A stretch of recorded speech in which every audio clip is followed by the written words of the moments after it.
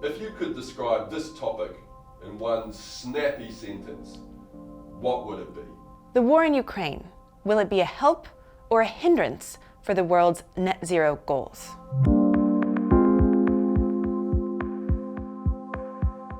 By the end of the COP26 summit in Glasgow last year, there was a real sense of optimism and progress. Around 80% of the world's emissions were covered by net zero targets. And the final deal saw 197 countries say they were going to phase down coal and phase down fossil fuel subsidies. But just a few months later, the global energy picture has really changed. Rather than coal use declining, it actually surged over the winter. As the post-pandemic economy roared back to life, the war in Ukraine will boost coal demand even further in the short term.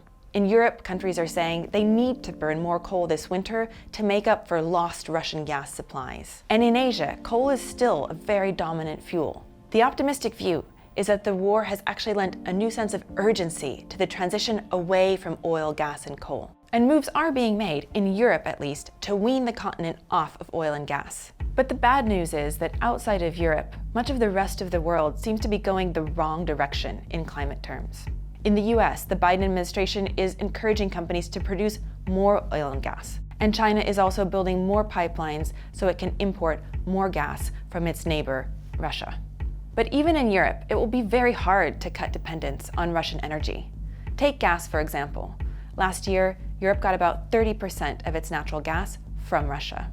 Around 1/3 of that amount can be replaced by liquefied natural gas. But the challenge with LNG is that it requires specialized infrastructure and ports and ships. You can't just snap your fingers and get it overnight. Another option to replace Russian gas supplies is nuclear power. And we have seen kind of a revival in this industry in Europe since the war began. And then, of course, there's renewables. And we're likely to see a huge boost in renewable investment in the coming months. But the challenge is renewables take time to build. One thing clean energy companies are asking for right now is that governments speed up the permitting process so that new wind farms and solar farms can be built as quickly as possible. And we can't forget the politics of all of this. The war in Ukraine has undermined this delicate diplomacy that underpins the UN COP process, the summits, and the Paris Climate Accord. Any action on climate change can only be successful if big emitters such as Russia and China are also included. And there's already signs that China is less involved in preparations for the COP27 summit, which takes place this autumn in Egypt.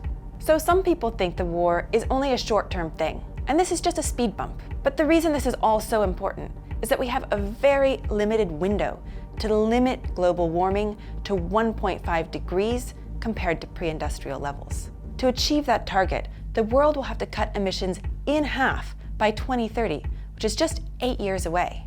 Right now, it seems like Europe might be getting back on track with its clean energy ambitions. But Europe is only 11% of global emissions, so it's very hard for that to outweigh what's happening in the rest of the world.